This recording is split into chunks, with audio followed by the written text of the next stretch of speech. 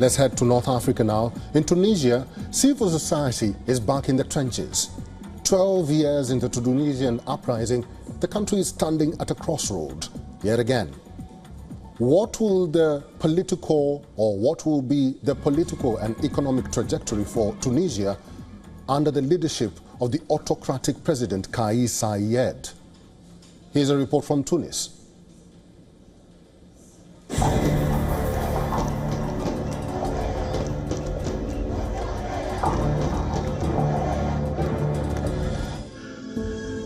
In May 2024, Tunisian activist Cherifa Riahi was arrested just 2 months after giving birth.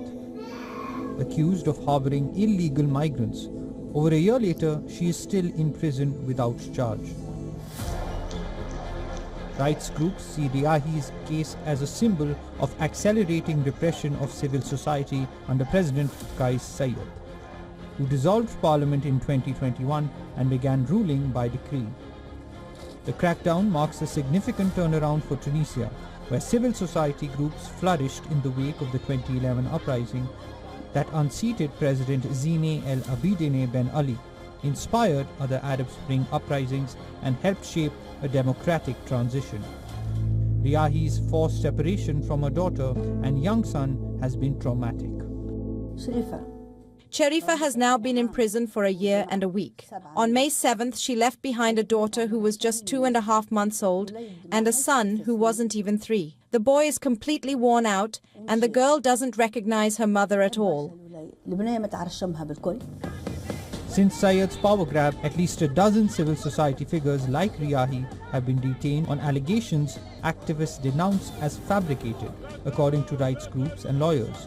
At least 10 civil society groups have had their assets frozen and offices raided, they say. 67-year-old Sayed has accused civil society groups of serving foreign agendas and undermining national unity. Those who run these associations, most of them are traitors and collaborators. The Financial Analysis Authority must do its job, and there is no room for associations that can replace the state. Today, expressing yourself as a civil society activist has become a threat. It's a threat because it makes you a target of stigma, intimidation, questioning, and surveillance, especially if you hold a critical stance on current policies.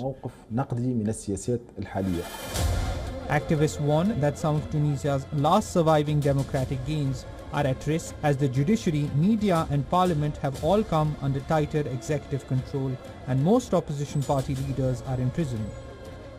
Rights groups say foreign governments that once championed Tunisia's democratic transition now prioritize curbing migration and short-term stability. Though the space for civil society groups is shrinking by the day, some remain committed. Africa Bureau, WION World is One.